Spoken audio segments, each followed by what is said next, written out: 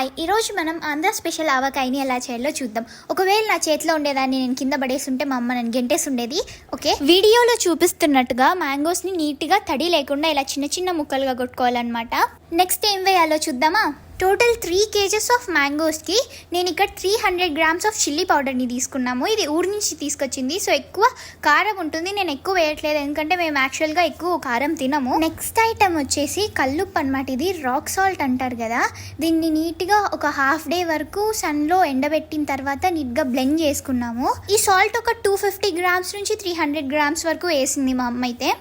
పక్కన మా అమ్మ నాకు హెల్ప్ చేస్తుంది అనమాట, చెప్తుంది ఇది ఇన్ని గ్రామ్స్ అది ఇన్ని గ్రామ్స్ అని. సో మన నెక్స్ట్ ఐటమ్ వచ్చేసి ఇక్కడ చూపిస్తుండేది మెంతుల పౌడర్ అనమాట. అదే ఫెనుగ్రీక్ అంటారు కదా, అది దీన్ని ఎక్కువగానే వేసేసినామనుకో ఆవకాయ బదులు కాకరకాయ కూర అవుతుంది. సో చూస్ వేసుకోవాలన్నమాట. ఒక 25 to 30 grams అరౌండ్ అట్లా, ఎక్కువ వేసేసుకోకూడదు మళ్ళీ తినలేరు. నెక్స్ట్ మనం వేయబోయే ఐటమ్ పేరు వచ్చేసి వెల్లుల్లి అనమాట. ఇది నేను ఆల్మోస్ట్ 250 grams అరౌండ్ అట్లా తీసుకొని వేసుంటా. నెక్స్ట్ 300 grams ఆఫ్ ఆవాల పిండి. దీన్ని ఫస్ట్ రోస్ట్ చేసిన తర్వాత బ్లెండ్ చేస్తే బాగుంటుంది. ఆయిల్ని ఫస్ట్ కాచి ఆ తర్వాత చల్లార్చుకోవాలన్నమాట. కూల్ అయిన తర్వాత ఆయిల్ని వేయాలా. ఇవే అనమాట మన టోటల్ ఆవకాయకి కావాల్సిన ఇంగ్రీడియంట్స్. ఏదన్నా ఒక ఇంగ్రీడియంట్ కొంచెం అటు ఇటు పోయిందనుకో ఇంకంతే. ఇంగ్రీడియంట్స్ అన్నీ చూసారు కదా, ఇప్పుడు నెక్స్ట్ ఏం చేయాలో చూద్దాం. ఫస్ట్ మ్యాంగో ముక్కలన్నీ ఆయిల్లో మంచిగా స్నానం చేపించి వేయాలన్నమాట. Okay, just kidding. ఈ వీడియో అయిపోయిన తర్వాత నా పరిస్థితి ఇంట్లో ఎట్లుంటుందో ఏమో, ఇన్ని జోక్స్ వేస్తాను. ఓకే, ఎందుకంటే మనం ఆయిల్లో ముంచేస్తాము, ముక్క తొందరగా మెత్తబడకుండా ఉంటుంది అనమాట, మా అమ్మ చెప్పింది. సో మీరు కూడా ఫస్ట్ ఇలా ఆయిల్లో డిప్ చేసిన తర్వాత వేయండి. Make sure that.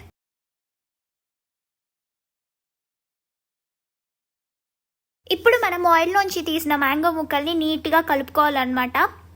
సో ఇప్పుడు ఆవకాయకి కావాల్సిన ఇంగ్రీడియంట్స్ అన్నీ చూసాం కదా.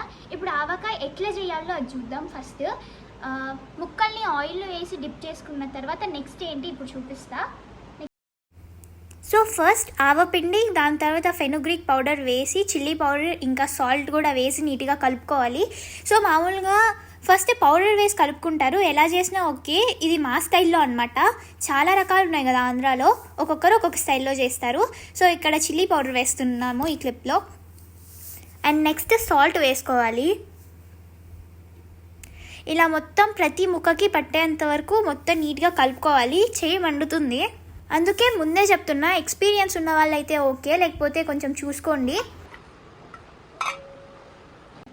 సో ఆంధ్రాలో ఆవకాయ ఒక్కొక్కరు ఒక్కొక్కలాగా జ్యూస్ చేస్తారు. ఇది మా స్టైల్ అనమాట. ఇంకా మీరు కూడా ఎలా చేస్తారో కింద కామెంట్స్లో పెట్టండి. లాస్ట్లో ఆయిల్ వేసి ఇట్లా మొత్తం మంచిగా కలుపుకోవాలి. ఈ మేకింగ్ ప్రాసెస్లో అసలు ఎక్కడ 1 drop వాటర్ కూడా ఉండకూడదు. మొత్తం డీటెయిల్గా చూసుకోండి, ఎందుకంటే 1 drop వాటర్ ఉన్నా కూడా మళ్ళీ బూజు వచ్చేస్తుంది. అసలు కలుపుతున్నప్పుడు ఆ స్మెల్లే వేరే లెవెల్, అంతే, ఇంకా చెప్పలేం దాని మాటల్లో. ఈ క్లిప్లో చూపిస్తున్నట్లుగా స్లోగా నిదానంగా మంచిగా కలుపుకోండి, టేస్ట్ అప్పుడే బాగా వస్తుంది.